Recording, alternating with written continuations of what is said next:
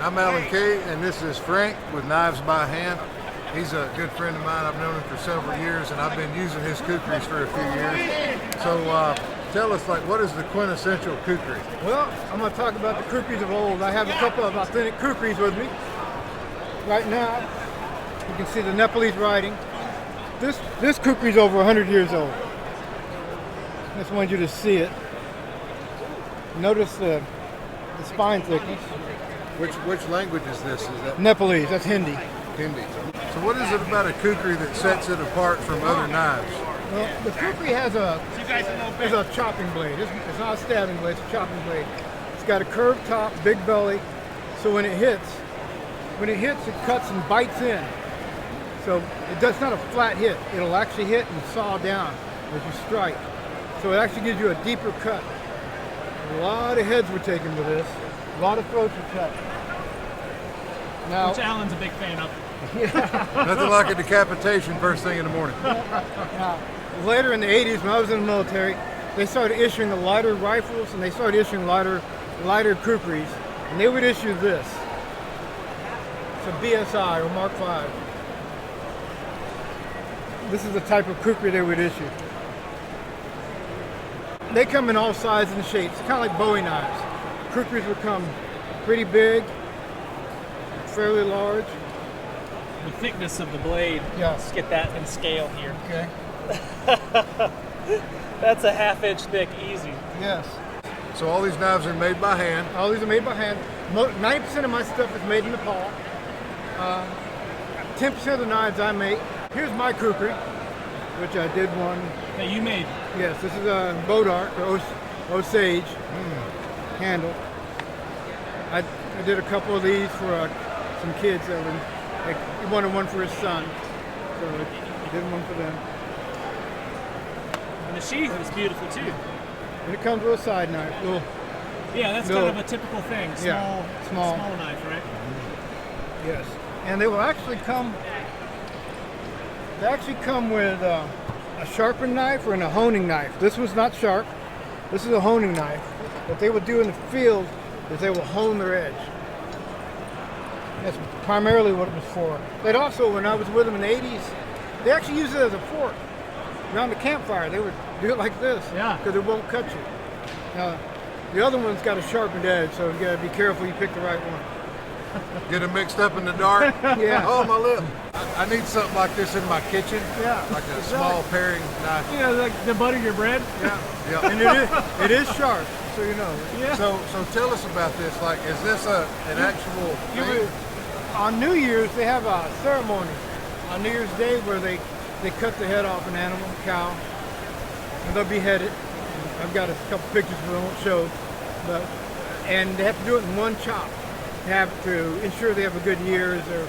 That's their thing, and so they want to make sure that it works. They have one swing at it, so they make a blade for that, just to be able to cut off the. So that's not just for show. That's an actual thing that's used. They use it once a year, Yeah. and that guy will practice with it. So when he goes out there in front of everybody, What do you practice on? they usually use goats and pigs. They do eat Beforehand. Beforehand. They're I real see. careful. That'd be a bad day for the guy to catch a cramp. Yeah. Be like, oh, I'll just halfway through. Now the whole year is cursed, right? He'd have to Whole move, year's ruined. go to a new village. Yeah. And of course, it does come with the standard It's a sheath. They with only had to cut down 2 trees to make And the sheath, the right? small knives And that the come two- with it. That's and 2 small knives, you know. To keep that's it like half a cowhide right and a there. belt loop. Oh, and a belt I loop. actually sold one to a guy who's like 7 feet tall, and he put it on his hip and walked around with it. How would you draw it? What is a draw stroke? Well, Like, he was 7 feet tall. He was a big tall. That's good. I think that'd make a good neck knife. yeah. In here is usually a Hindu symbol. I put more of a cross in there Yeah. because this is a design based off mine. Alan was telling me a little bit about that. Yeah.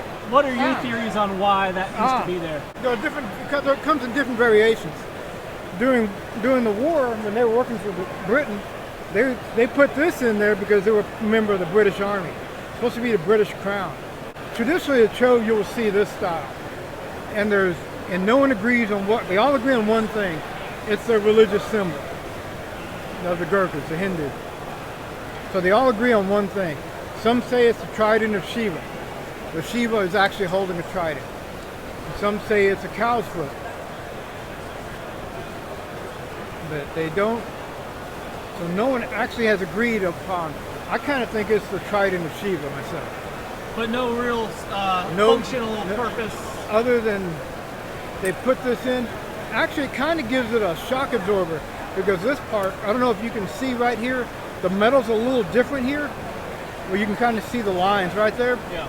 It's a little softer in this spot than it is the rest of it.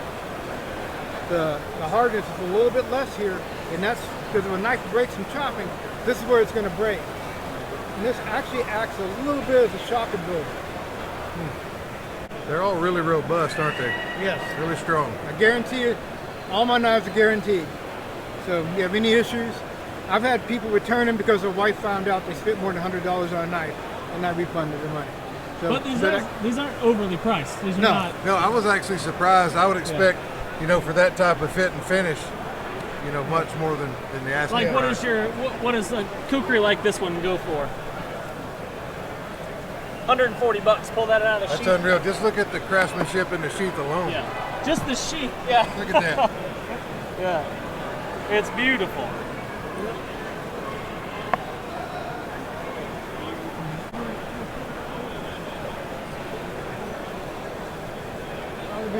This ridge right here is the old style Nepalese, and that locks your fingers in so you can't slide up.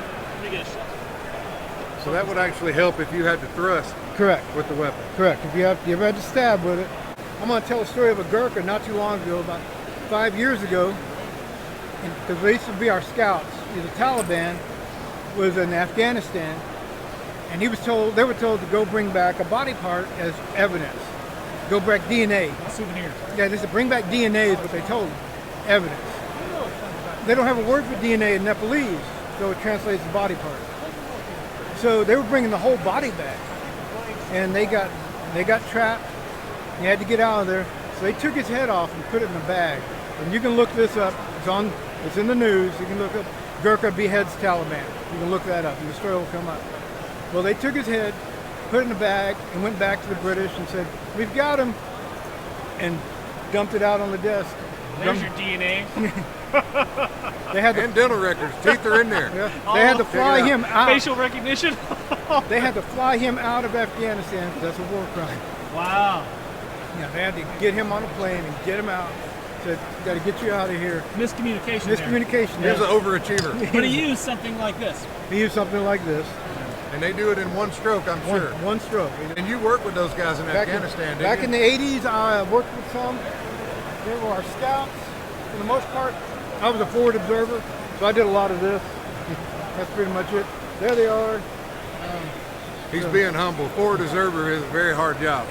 Yeah. You got to be ninja to do that. So where do people find you? What's your website? Oh, I'm sorry. Knivesbyhand.com. Knives. It's Knives by Hand. So it's knivesbyhand.com, no space. You can find me. I'm out of Texas. Cattle Mills, population 1,400, very small town. My neighbor raises Angus cows. So. Very cool. Very cool. Awesome. No, thank Frank, you, sir. Thank you. Thank you very much. Good talking to you, bud. I appreciate it. Thank you. Thanks, man.